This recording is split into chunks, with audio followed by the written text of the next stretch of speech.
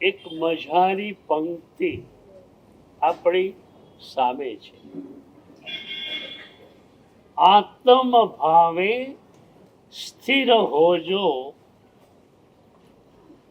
પર ભાવે મત રાજો. પરભાવમાં જવું નથી અને આત્મભાવમાં સ્થિર થવું છે. ગઈકાલે એક કમ્પોઝિશન બતાવેલું. સાધકની સજ્જતા વત્તા સદગુરુનો શક્તિપાત બરોબર આત્મભાવમાં સ્થિરતા.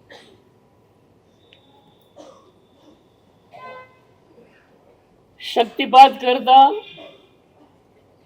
સેકન્ડો લાગશે,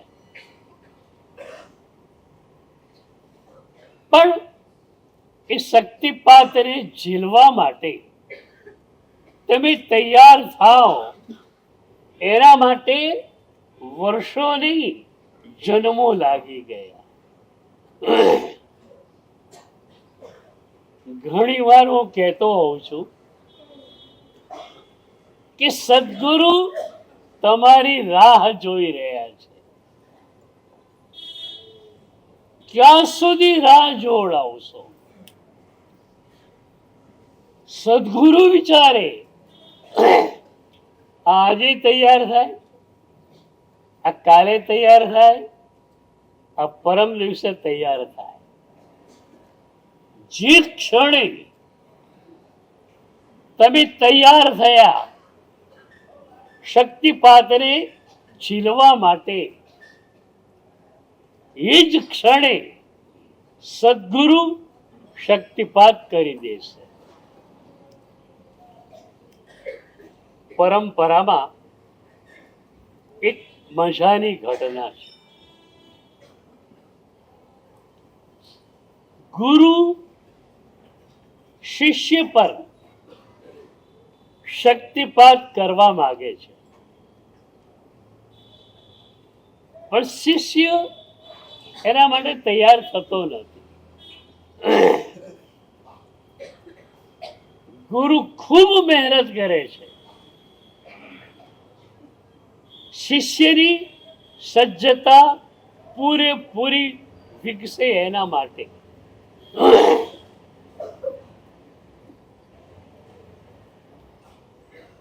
તો મને તૈયાર થતા કેટલી વાર લાગે?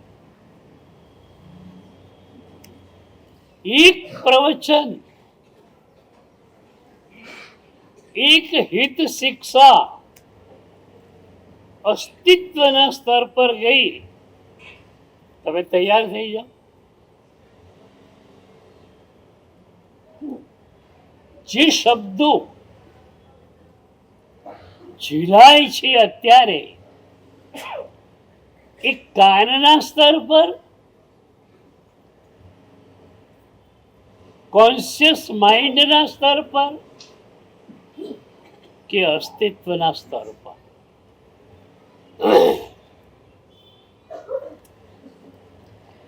કાન પર અથડાયેલા શબ્દોનો કોઈ અર્થ નથી.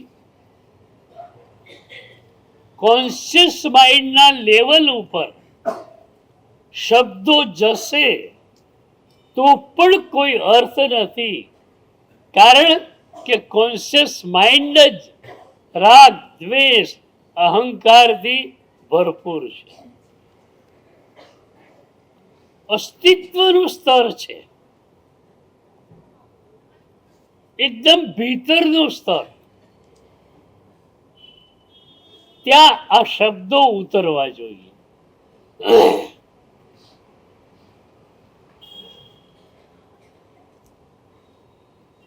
આપણે આ જીવનમાં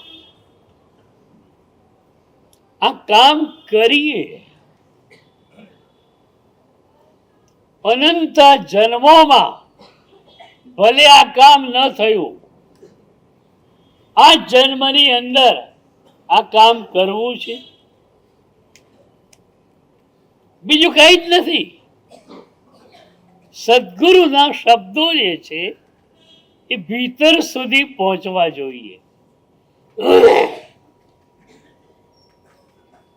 અમારું કામ છે ને રાધા વેદથી પણ અઘરું છે. રાધા વેદની વાત તમે સાંભળી છે કે અર્જુન જેવો ધનુર્ધારી પાણી ભરેલા કુંડ પાસે ઉભેલો હોય, ઉપર રાધા નામની પૂતળી છે એ ચક્કર ચક્કર ફર્યા કરે છે, એની નીચે એક ચક્કર ઊંધું ફરે છે, બીજું સીધું ફરે છે, એકની ઝડપ ઓછી છે, બીજાની વધારે છે. આ બધા ચક્રો સોસરવું બાણ રાધા નામની પૂતળીની આંખને વીંધે તેવું થવું જોઈએ. એ તો સહેલું હતું, અઘરું અમારું કામ છે. કોન્શિયસ માઇન્ડ, સબકોન્શિયસ માઇન્ડ, કેટલા બધા ચક્રો છે અને એ ચક્રોને વિંધીને પ્રભુના શબ્દોને તમારા અસ્તિત્વ સુધી પહોંચાડવા. થોડી મહેનત તમારી, બીજી બધી મહેનત અમારી. 1% કામ તમારું, 99% અમારા. છો તૈયાર? તૈયાર? 1% તમારો, 99% અમારા.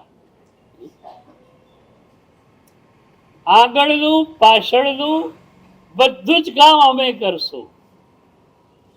તમારે માત્ર આ શબ્દોને જેટલી ભીતર સુધી લઈ જઈ શકાય એટલી ભીતર સુધી લઈ જવાય. ગુરુ પેલા શિષ્ય માટે મહેનત કરે છે, પણ શિષ્ય શક્તિપાત ઝેલવા માટે તૈયાર થતો નથી. ગુરુ વૃદ્ધ છે, તબિયત લથડી છે, એ વખતે પણ ગુરુની ઈચ્છા એક જ છે કે શિષ્ય પર શક્તિપાત કરીને જાઓ. એક્ઝિટનો ટાઈમ આવી ગયો, વિદાયનો સમય આવી ગયો. છેલ્લી ક્ષણ સુધી ગુરુ જુએ છે કે મારા શક્તિપાતને ઝેલી શકશે? જવાબ નામાં આવે છે.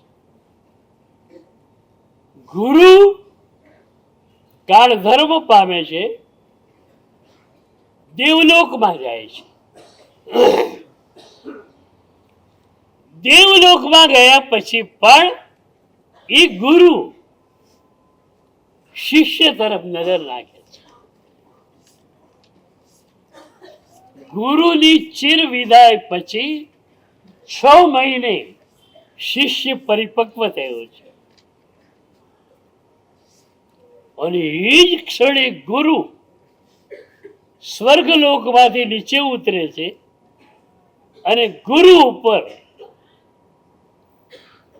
જે ઉત્તરદાયિત્વ હતું એને પૂરું કરે છે, શિષ્ય પર શક્તિપાત કરે છે. કેટલી ગુરુની કરુણા! દેવલોકમાં ગયા પછી પણ એમનું ધ્યાન માત્ર પોતાના શિષ્ય ઉપર છે. ક્યારે એ પરિપક્વ બને અને ક્યારે એને શક્તિપાત કરી આપો. ગુરુના પ્રેમનો અનુભવ તમને છે. ગુરુના પ્રેમનો સ્પર્શ પણ ક્યારેક ક્યારેક થતો હશે. ગુરુની વેદનાનો સ્પર્શ તમને થાય છે. અમારી પાસે એક વેદના છે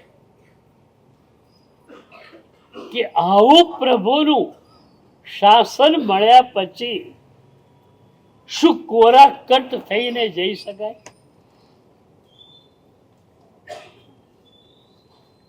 શક્તિપાતનો મતલબ એ છે કે સદગુરુ પોતાની શક્તિ તમારામાં સંક્રમિત કરવા માંગે છે. વિના આયાસે સદગુરુની શક્તિ તમને મળી જાય એનું નામ શક્તિપાત.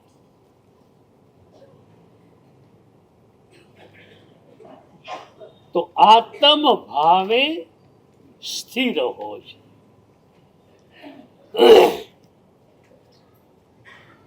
એક સાધક ગુરુ પાસે ગયેલો,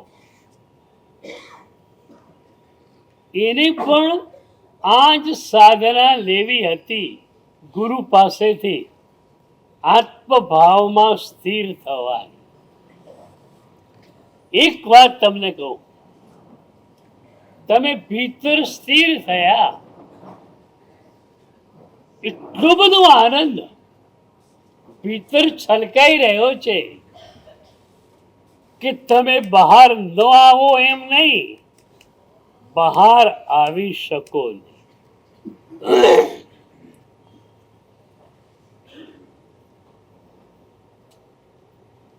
વર્ષો સુધી હું એકાંતમાં રહ્યો અને સાધનાને ઘૂંટતો ગયો. અચાનક ગુરુદેવે ચીર વિદાય લીધી. ગુરુદેવ પછી વડીલ ગુરુદેવ અરવિંદ સુરી દાદા હતા. એમણે મને સ્પષ્ટ કહ્યું, યશો વિજય, તારે બધું સંભાળવાનું છે, મારે અંદર જવાનું છે.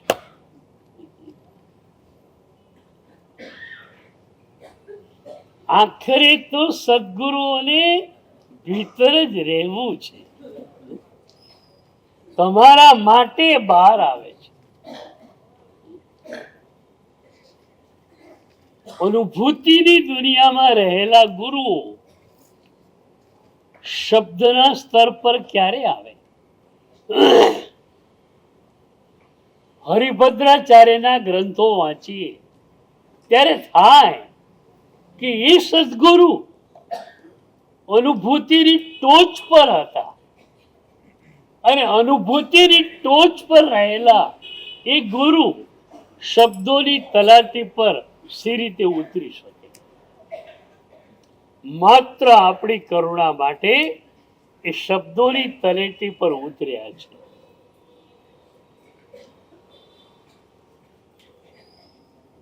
તો મારે જવાબદારી સંભાળવાની આવી.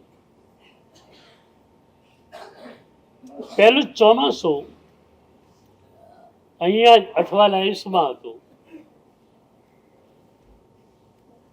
મેં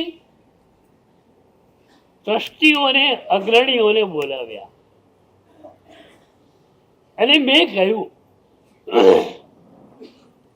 કે 1 કલાક હું પ્રવચન આપીશ, સાધકો હશે તો 1 કલાક વાચના આપીશ, બાકીના 22 કલાક મારા નિતાંત પોતાના રહેશે.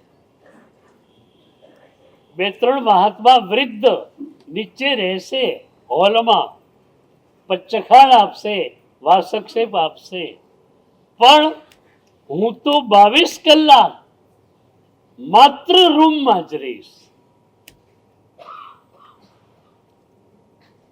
શ્રી સંઘના લોકો બહુ જ મજાના હોય છે.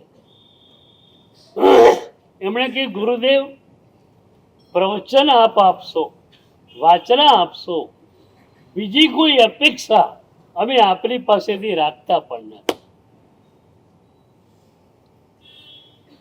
2-4 વર્ષમાં એવું થયું કે ભીડની અંદર પણ એકાંત સર્જાઈ ગઈ. આજે હોલમાં બેસું સેંકડો લોકોની વચ્ચે, તો પણ મારું પોતાનું એકાંત મારી ભીતર છે. તો સદગુરુ ભીતર રહેવા છતાં તમારા માટે બહાર આવવા તૈયાર છે. તમે કેટલા તૈયાર? હવે તો એક જ વાત મારવા હોય, આત્મ ભાવે સ્થિર હોજો. આત્મભાવમાં મારે સ્થિર થવું છે. સાધક ગુરુ પાસે આવ્યો, ગુરુના ચરણોમાં વંદન કરી એને વિજ્ઞપ્તિ કરી કે ગુરુદેવ મને આત્મભાવમાં સ્થિર કરી દો.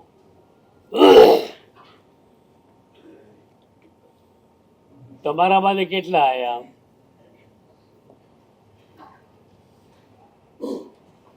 તમારામાંથી કેટલા આયા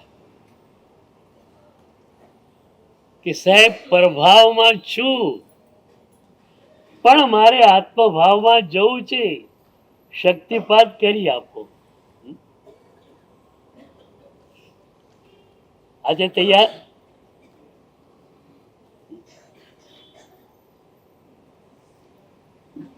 આજ કરવું છે. આ જન્મ આના માટે જ મળ્યો છે. એક વાર અહીંયા અસ્તિત્વનો લય સાધનાનો પકડાઈ જાય તો જન્મો જન્મો સુધી એ લય ચાલુ રહેશે. આ જન્મની અંદર અસ્તિત્વના લયની સાધનાને પકડી લો. એક પ્રોફેસર ધુઆધાર લેક્ચરર હોય, મરીને મનુષ્ય જન્મમાં અવતરે, એ 4 વર્ષનો થાય અને એને એબીસીડી શીખવાડવી પડે છે. ભાઈ ગયા જન્મનું શીખેલું ક્યાં ગયું? ગયા જન્મમાં જે જ્ઞાન મળેલું હતું એ કોન્શિયસ માઇન્ડના લેવલનું હતું, અને કોન્શિયસ માઇન્ડના લેવલનું જે જ્ઞાન હોય છે એ જન્મ બદલાય એટલે નષ્ટ થઈ જાય. પણ એ પ્રોફેસર જે 4 વર્ષનો દીકરો અત્યારે છે, એને પણ ચમચી આપો તો મોઢામાં નાખે, રમકડું આપો તો મોઢામાં નાખે છે. કારણ આહાર સંઘના અસ્તિત્વના સ્તર પર. માસક શ્રવણના તપસ્વીઓને ખરેખર ધન્યવાદ છે. અનંત જન્મોની આ જે ધારા હતી આહાર સંજ્ઞાની, એને તોડવા માટે એ બધા તૈયાર થયા. સહેલું કામ નથી માસક શ્રવણ. કેટલા બધા સાધકો આવે છે, માથું દુખે છે, પગ દુખે છે, વોમિટિંગ થાય છે, પણ એક નિર્ધાર છે કે માસક શ્રવણ કરવું છે. આપણે એવું કરીએ, આ માસક શ્રવણ ન કરી શક્યા રે તો કઈ નહીં. આત્મભાવમાં સ્થિરતાનું માસક શ્રવણ.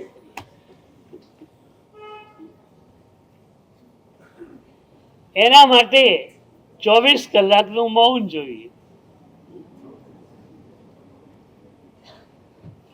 પછી એ મૌન શબ્દોનું વિચારોના મૌનમાં ફેરવાય. અને વિચારોનું મૌન આવે એટલે પ્રભાવમાં જવાનું લગભગ બંધ થઈ જાય અને આત્મભાવની સ્થિરતા મળી. કરવું છે આ માસક સમા 3 ટાઈમ ખાવાની છૂટ, પણ હું ખાતો નથી, શરીર ખાય છે. આ વિચારણા જોઈએ. મેં ખાધું, બહુ મજા આવી, આ વાત નહીં. શરીરને જરૂરિયાત હતી, શરીરને આપી દીધું. તમે એના દ્રષ્ટા હતા. બે છૂટું પાડો, કરનાર અને જોનાર, ખાનાર અને જોનાર. એક ખાનાર છે, એક જોનાર છે. શરીર ખાનાર છે, તમે જોનાર છો. તમે આત્મા, તમારે ખાવાનું છે, તમારે ખાવાનું છે. શરીર ખાય, તમે ઉપવાસે.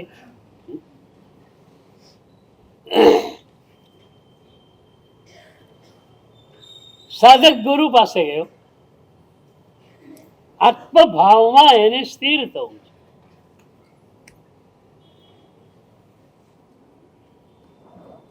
ગુરુને વિનંતી કરી,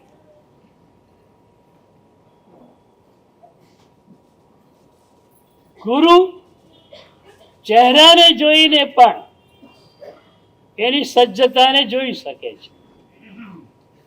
પણ આજુબાજુ ઘણા હતા એટલે ગુરુએ એ સાધકને એક સવાલ કર્યો કે તું નગર વિંધીને અહીં સુધી આવ્યો, તે શહેરમાં જોયું શું?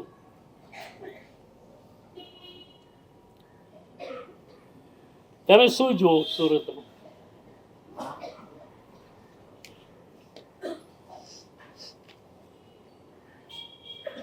ગુરુ પૂછે છે શહેરમાં તે શું જોયું? એ શિષ્ય કહે છે ગુરુદેવ, માટીના પૂતળા માટી માટે દોડતા હતા એ મેં જોયું. સમજી ગયા? આ તમારી વાત આવી.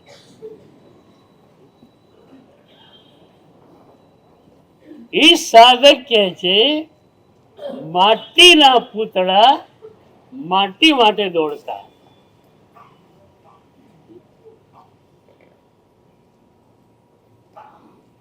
ગુરુને સંતોષ થયો,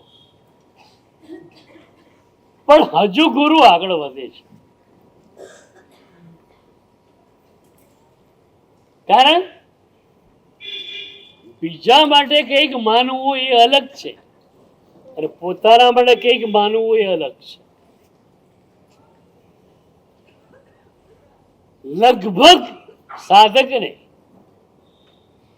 પોતાની સાધના ચડિયાતી લાગતી હોય છે. એટલે ગુરુ પૂછે છે, બધા લોકો વિખેરાઈ ગયા છે. ગુરુ અને શિષ્ય બે જ રૂમમાં બેઠાલા છે. ગુરુ પૂછે છે આ રૂમમાં અત્યારે શું થઈ રહ્યું છે? એ વખતે સાધક કહે છે એક માટીનું પૂતળું ગુરુ પાસે જ્ઞાનની ઈચ્છાથી બેઠું છે. પોતાની જાત માટેનું ઓવર એસ્ટિમેશન એની પાસે નહોતું. એક માટીનું પૂતળું ગુરુ પાસે જ્ઞાન લેવા માટે બેઠું છે. કદાચ આ સજ્જતા તમને અઘરી લાગે, એના માટે સહેલી સજ્જતાની એક વાત કરેલી. સુરત નિરતકો દિવલો જોયો, મનસા પૂરન બાતી,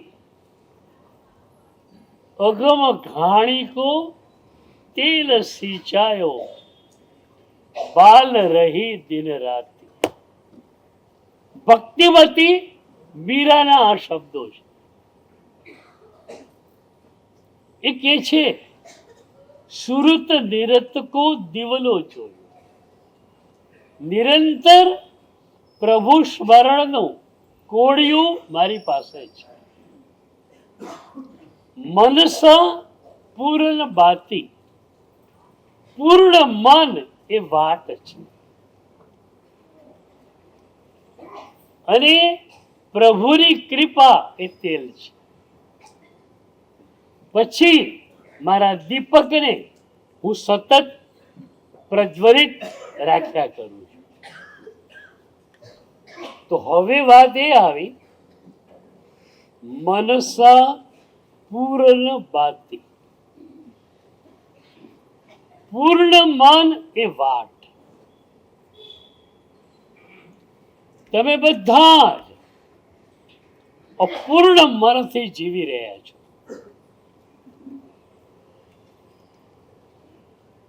પૂર્ણ મન ક્યારે આવેલું કહેવાય? મહોપાધ્યાય યશો વિજય મહારાજે જીન સ્તવનામાં કહ્યું, પૂર્ણ મન પૂર્ણ સબ દિશે, નહીં દુવિધા કો લાગ. મન પૂર્ણ હોય ત્યારે બધું જ પૂર્ણ લાગે.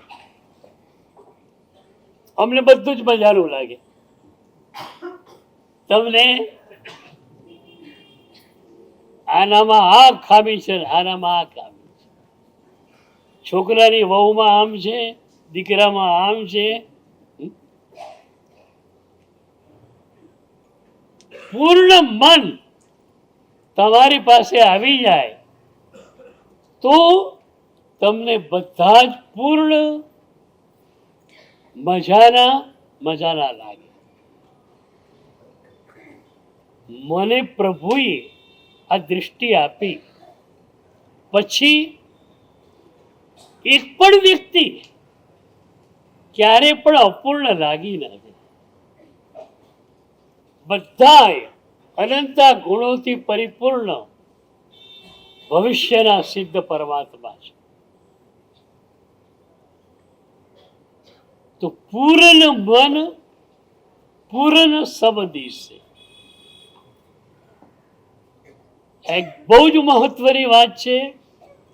તમારા જીવાતા જીવનમાં તમારી પાસે પૂર્ણ મન હોય તો તમે ખૂબ આનંદમાં રહેશો. એ પૂર્ણ મન સી રીતે મળે એની વાત